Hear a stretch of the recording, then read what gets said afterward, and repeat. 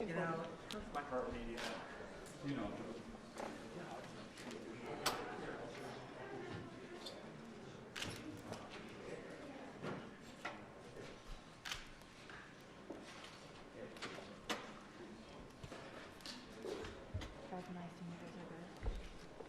Okay, great. And I'll go with you.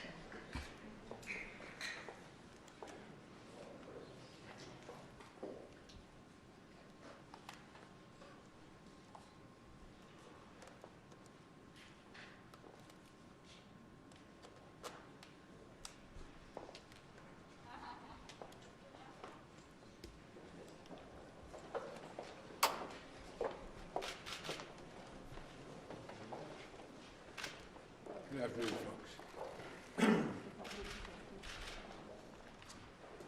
Good afternoon. I promised when I got elected I'd always give it to you straight from the shoulder. The good, the bad, the truth. So as we head into Christmas weekend, I want to answer your questions about the rising number of COVID cases, COVID-19 cases. And I want to start by acknowledging how tired, worried, and frustrated I know you are. I know how you're feeling. For many of you, this will be the first or even the second Christmas where you look across the table, will be an empty kitchen chair there. Tens of millions have gotten sick. We've all experienced upheaval in our lives. But while COVID has been a tough adversary, we've shown that we're tougher. Tougher because we have the power of science and vaccines that prevent illness and save lives. And tougher because of our resolve. So that, let me answer some questions that lay out the steps the Vice President and I are taking to prepare for the rising number of cases experts tell us we can expect in the weeks ahead.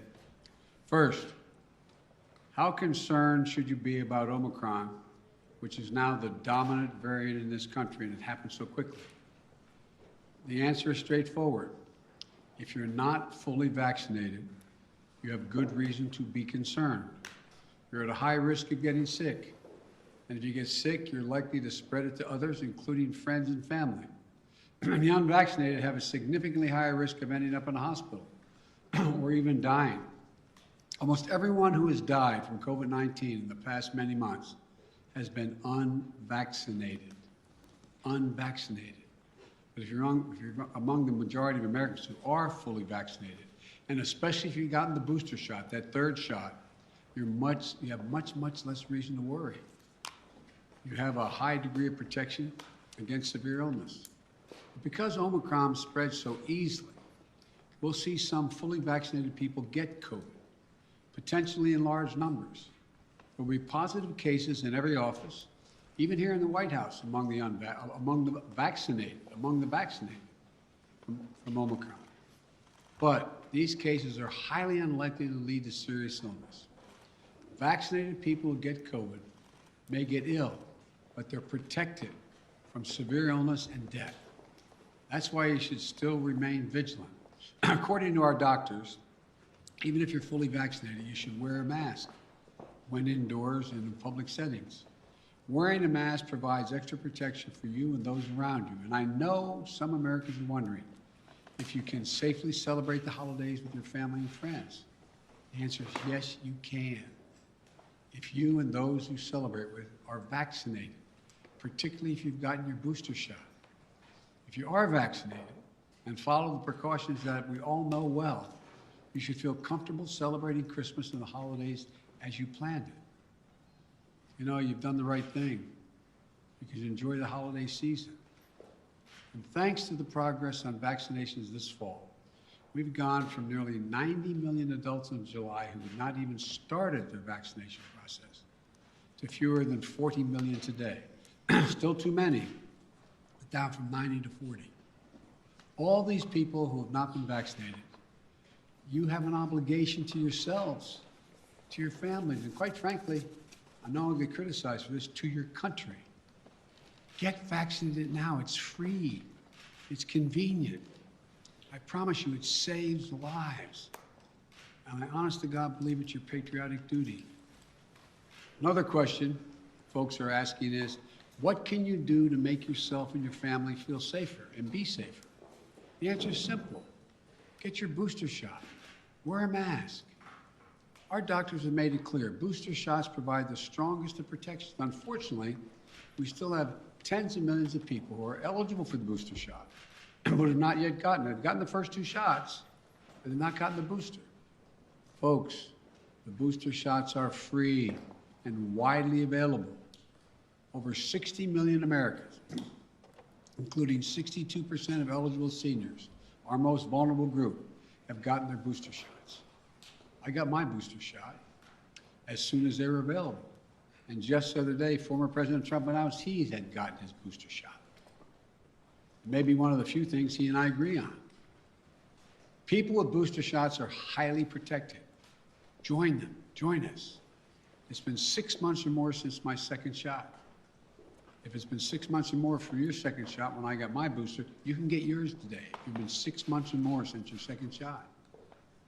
Another question that folks are asking is, are we going back to March 2020? Not this last March 2021, but March 2020, when the pandemic first hit.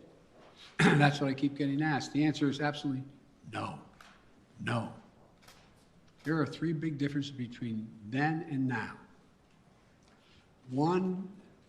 Number one, first one, more than 200 million Americans have been fully vaccinated. In March of 2020, no one was fully vaccinated. What that means is today, a case of COVID-19 for fully vaccinated and boosted person will most likely mean no symptoms or mild ones similar to the common respiratory viruses. Over 200 million Americans should have the peace of mind that they did not have in March of 2020. They're protected from hospitalization and they're protected from death. Second point, we're prepared today for what's coming. In March of 2020, we were not ready. Today, we stockpiled enough gowns, masks, and ventilators to deal with the surge of hospitalizations among the unvaccinated. Today, we're ready. And as I'll explain in a few minutes, we're going to be reinforcing our hospitals, helping them. Number 3, we know a lot more today than we did back in March of 2020. For example, last year, we thought the only way to keep your children safe was to close our schools. Today, we know more and we have more resources to keep those schools open. You can get 5 to 11-year-olds vaccinated, a tool we didn't have until last month. Today, we don't have to shut down schools because of the case of COVID-19. Now, if a student tests positive, other students can take the test and stay in the classroom if they're not infected, rather than closing the whole school or having to quarantine. We can keep our K through 12 schools open. That's exactly what we should be doing. So folks, let me summarize. We should all be concerned about Omicron, but not panicked. If you're fully vaccinated, and especially if you got your booster shot, you are highly protected. And if you're unvaccinated, you're at a higher risk of getting severely ill from COVID-19, getting hospitalized, and even dying. So the best thing to do is get fully vaccinated and get your booster shot. And no, this is not March of 2020. 200 million people are fully vaccinated. We're prepared. We know more. We just have to stay focused. So that's where we stand.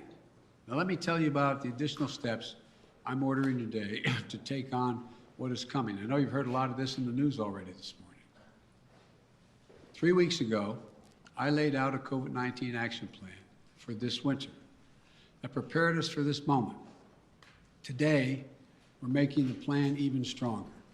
First, we're setting up our vaccination and booster efforts. We're stepping it up significantly. In the past 2 weeks, we've seen the highest vaccination rates since last spring. And we aren't as vaccinated as a country as we should be, though. That's why we have added 10,000 new vaccination sites on top of the 80,000 sites that we already had in place. And even more will open in January. I know there's some parts of this country where people are very eager to get their booster, where it's harder to get an appointment, So starting this week, I'll be deploying hundreds more vaccinators and more sites to help get the booster shots in people's arms. I've ordered FEMA, the Federal Emergency Management Agency, to stand up new pop-up vaccination clinics all across the country where you can get that booster shot. We've opened, we've opened FEMA vaccination sites in Washington State and New Mexico recently as cases have increased. And today, I'm directing FEMA to stand up new sites in areas where there is a high demand. These steps are going to help us add more and more booster appointments and just over the next few weeks. I also want to say a word to parents. If your children are not vaccinated, please get them vaccinated. If you're a parent, understandably, who waited to see how the first shots went with other kids before getting your own kid vaccinated, you can stop waiting. 6 million children in our country, ages 5 to 11, are vaccinated. Get your children protected today, now. For those parents out there who have a child that's too young to be vaccinated, that is under the age of 5, I know this can still be a scary time. But one thing you can and must do while we await vaccines for children under 5, get yourself fully vaccinated and boosted, as well as those around you, your children, your caregivers, your siblings. It's critical to mask up in public indoor places. We know that our youngest children have only rarely been impacted by serious COVID-19 cases, but they can be further protected if they're surrounded by vaccinated people. And again, to folks who are not vaccinated, you might think you're putting only yourself at risk, but it's your choice. Your choice is not just a choice about you. It affects other people. You're putting other people at risk. Your loved ones, your friends, neighbors, strangers you run into. And your choice can be the difference between life or death. The longer the virus is around, the more likely variants form. It may be deadlier than the ones that have come before. Let me say again and again and again and again, please get vaccinated. It's the only responsible thing to do. Those who are not vaccinated are causing hospitals to become overrun again. I just spoke to the governor of New York.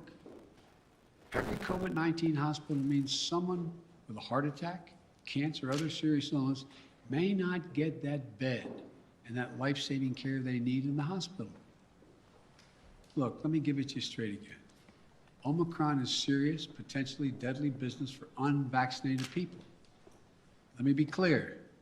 Thanks to the prior administration and our scientific community, America is one of the first countries to get the vaccine. Thanks to my administration and the hard work of Americans, we led a rollout that made America among the world leaders in getting shots in arms. But uptake slowed this summer as vaccine resistance among some hardened. Look, the unvaccinated are responsible for their own choices. But those choices have been fueled by dangerous misinformation on cable TV and social media. You know, these companies and personalities are making money by peddling lies and allowing misinformation that can kill their own customers and their own supporters. It's wrong. It's immoral. I call on the purveyors of these lies and misinformation to stop it. Stop it now. One of the other things that we know that has to be done is more testing. Because Omicron spreads easily, especially among the unvaccinated. It's critically important that we know who's infected. That means we need more testing. And on that score, we're now where we should be. Yes, we have over 20,000 free testing sites. Yes, we've used the Defense Production Act and spent $3 billion to greatly expand the number of at-home tests available for purchase online and at your local pharmacy. And yes, we made sure insurance covers the PCR tests you get in the hospital or at your doctor's office. But starting next month, private insurance will also cover at-home testing. So you can order a test online and get reimbursed. We're providing access to free at-home tests for those who may have insurance as well, may not have insurance, I should say, as well. But it's not enough. We have to do more. We have to do better, and we will. Starting this week, the federal government will set up emergency testing sites in areas that need additional testing capacity. Before Christmas, the first several of these federal testing sites will be up and running in New York City, with many more to come. This free testing is going to help reduce the waiting lines, the time you have to stand there, and sometimes it's an hour or more. We're going to continue to add federal testing sites where needed, so that if you want an immediate test, there'll be a place where you can go get it. We also need to do better with at-home testing. So I'm announcing today, the federal government will purchase $500 million, that's not million, billion with a B, additional at-home rapid tests with delivery starting in January. We'll be getting these tests to Americans for free. And we'll have websites where you can get them delivered to your home. We've arranged for it to be easier for you to find a free COVID testing site near you on Google. Just enter COVID test near me in the Google search bar, and you can find a number of different locations nearby where you can get tested. We're going to continue to use the Defense Production Act, as we did earlier this month, to make sure we're producing as many tests and as quickly as possible. The bottom line is it's a lot better than it was, but we're taking even more steps to make it easier to get tested and get tested for free. Next, we're preparing hospitals for what's coming. Those 40 unvaccinated adults have a good chance of getting COVID-19, and some of you will get very sick. That'll mean hospitals are going to get extremely stressed again, both in terms of equipment as well as personnel to care for those who get sick. That's why my administration has stockpiled and pre-positioned millions of gowns, gloves, masks, and ventilators. We call it PPP. We're ready to send them immediately to any state that needs more. In addition, I've directed the Pentagon to mobilize an additional 1,000 troops to be deployed to help staff local hospitals and expand capacity. That's 1,000 military doctors, nurses, and medics. We've already started moving medical teams. They've already landed in Wisconsin and Indiana this week. This is on top of 300 federal medical personnel that are now on the ground, having deployed since we learned about Omicron. Look, while we know staffing is the biggest need for hospitals, some may need more beds as well. We're prepared. I've directed FEMA to activate the National Response Center and begin deploying teams now to provide additional hospital beds. We'll begin to construct emergency capacities near hospitals, in parking garages, and nearby buildings to be ready if needed. And the federal government is paying for all of this, period, all of it. Further, FEMA will deploy hundreds of ambulances and EMS crews so that if one hospital fills up, we can transport patients to beds elsewhere. This week, we'll send dozens of ambulances to New York and Maine because the COVID is spreading very rapidly to help transport patients. Our doctors, nurses, hospital staffs have gone above and beyond during this pandemic. The strain and stress is real. I really mean it, it's real. And we'll have their backs, though. We have to let them know we have their backs. Finally, we're making sure that COVID-19 no longer closes businesses or schools. Last week, the federal court reinstated my administration's vaccination or test, the vaccination or test rule for businesses with more than 100 employees.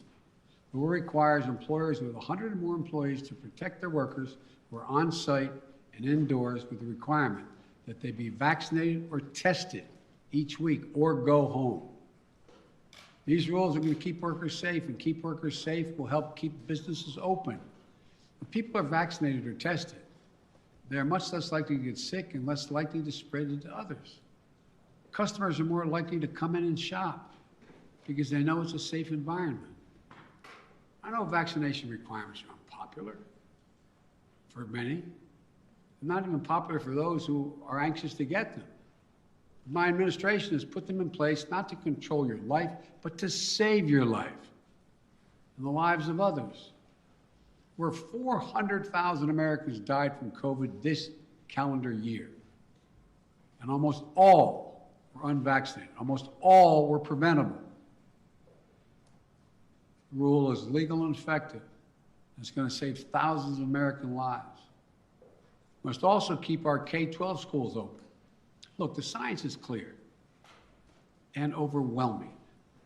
We know how to keep our kids safe from COVID-19 in school. K through 12 schools should be open, and that safety is increased if schools require all adults who work in the schools to get vaccinated and take the safety measure that the CDC has recommended, including masking. I got Congress to pass billions of dollars in school improvements, ventilation and social distancing. Schools should be safer than ever from COVID-19. And just Friday, the CDC issued a test to stay guidelines. So schools can stay open and kids can stay in class even if a classmate tests positive. COVID-19 is scary, but the science is clear. Children are safe as safe in school as they are any place, assuming the appropriate precautions have been taken and they've already been funded. Let me close with this. I know you're tired. I really mean this, and I know you're frustrated. We all want this to be over, but we're still in it. And this is a critical moment. We also have more tools than we ever had before. We're ready. We'll get through this. As we head into the holidays, I want us to all keep the faith. I want to sincerely thank you for your perseverance, your courage, your countless acts of kindness, love, and sacrifice during these last 2 years. Throughout our history, we've been tested as a people and as a nation through war and turmoil. We had to ask whether we'd be safe, whether we'd be okay, whether we'd get back to who we are. We've always endured because remember, there is no challenge too big for America. I mean this from the bottom of my heart, no challenge. We've come through better and stronger because we stay together as the United States of America. That's what we have to keep doing today. We can do this together. I guarantee you. May God bless you all, and may God protect our troops. And happy holidays. God love you all. Thank you. Mr. President, on testing, sir, you said we have to do better, but public health officials have been saying for months you need to surge rapid tests for just this moment. Is it a failure that you don't have an adequate amount of tests for everyone to be able to get one if they need one right now? No, it's not, because COVID is spreading so rapidly. If you notice, it just happened almost overnight, just in the last month. What's your message? Mr. President. And so, no, it's not a failure. But the alarm bell went off. I don't think anybody anticipated that this was going to be as rapidly spreading as it did. And so the question is, we had a lot of people who have access to tests, who could order them, could have their insurance pay for them, et cetera. But it also, and all of a sudden, it was like everybody rushed to the counter. It was a big, big rush. And I knew that was coming, so what I tried to do is meet with the companies and use the Defense Production Act to get 500 million more tests and figure out how to get them to their homes, get them on the shelves in the store. I mean, so that's what it's all about. Yes. Mr. President, what's your message to Americans who are trying to get tested now and who are not able to get tested and who are wondering what took so long to ramp up testing? Come on, what took so long? That's what I'm hearing that from people who are trying to get tested now before the holidays. Well, what took so long, it didn't take long at all. What happened was the Omicron virus spread even more rapidly than anybody thought. if I had told you 4 weeks ago that this would spread by a day-to-day basis, it would spread by 50, 100%, 200%, 500%. I think you would have looked at me and said, Biden, what are you drinking? But that's what it did. Now, we don't know what's going to happen from here. It looks there's some evidence that in South Africa, where a lot of this started, that it's dropping off quickly, too. We don't know. But I do know that we're not going to be in a position, like I said, when remember we were having a problem with masks and gowns and the like? I said, I promise you. Remember the criticism? I got questions from some of you. Why are you still paying for all these masks and gowns? Why are you stockpiling this? Because we don't know. Turns out we're going to need it. In the back, and then... Does it work, sir? And will you reverse the travel ban now that Omicron is so prevalent here in the U.S.? I'm considering reversing. I'm going to talk with my team in the next couple of days. Look, remember why I said we put the travel ban on, is to see how much time we had before it hit here so we could begin to decide what we needed by looking at what's happening in other countries. But we're past that now. And so it's something that is being raised with me by the docs, and I'll have an answer for that soon. Mr. President, You you talk emailed often in about the once. importance of keeping your word of trust. Do you believe Senator Manchin kept his word to you? And how do you rebuild trust with progressives in your party to advance your legislation now? You know, I told you before, you've heard me say this before, some people think maybe I'm not Irish because I don't hold a grudge. Look, I want to get things done. I still think there's a possibility of getting Build Back Better done. And what I don't want to do is get into, and Joe went on TV today, and I don't know whether it's TV or not, I'm told he was speaking to the Liberal caucus in the House and said, Joe Biden didn't mislead you, I misled you. And so look, I'm not looking for, let me say something. You saw what happened yesterday. All the talk about how my Build Back Better plan was going to increase inflation, going to cause these debts and all the like. What happened? Goldman Sachs and others said, if we don't pass Build Back Better, we're in trouble because it's going to grow the economy. Without it, we're not going to grow. And what happened? Stock prices went way down. It took a real dip. If you take a look, everybody thinks because I quoted 17 Nobel laureates saying this is going to help inflation. Think about it in terms of you're a hard-working person and you're making 60 grand if you're alone, or your mom are just on her own, or if you're making 80 grand, mom and dad 90 grand like a lot of people do, and you're worried about inflation, you should be worried about it because it's a devastating thing for people who are working class and middle class folks. It really hurts. Where is most of the cost now? The cost is finding in gasoline, even though I was able to bring it down 12 cents a gallon, will come down more, I believe. We talked about what the cost in food prices going up, et cetera. But look what's in Build Back Better. Child care. You can reduce it by up to 70%. That'll be the difference between 20 million women who aren't back in the workforce being able to go back if you pass it. We're talking about health care, insulin. In a situation, we got 200,000 kids with type 1 diabetes. You know what it's costing? It cost somewhere between 10 cents and $10 to come up with the formula, okay? A while ago, right? You know what it's costing on average? $560, $640 a month, up to $1,000 a month. What do you do if you're a mom and a dad working with minimum wage, busting your neck? You look at your kid, and you know if you don't get that vaccine for him, if you don't get that drug for him, if you don't get be able to take that, what happens? They're likely to go in a coma, maybe die. Not only do you put the kid's life at stake, you strip away all the dignity of a parent looking at their child. I'm not joking about this. Imagine being a parent, looking at a child, and you can't afford. You have no house to borrow against. You have no savings. It's wrong.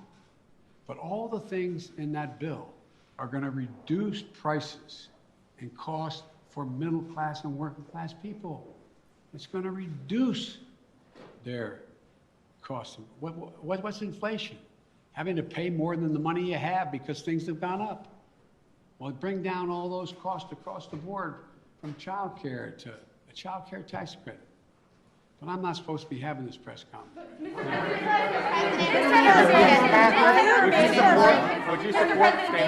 Mr. President, did Senator Manchin break his commitment to you? When you announced the framework, the White House says that all 50 senators were believed to get behind it, all 50 Democratic senators. So did Senator Manchin break his commitment to you? Senator Manchin and I are going to get something done. Thank you. Carrying the car with the car deaths on it? Sir, do you still have the car with the deaths? Ukraine, sir.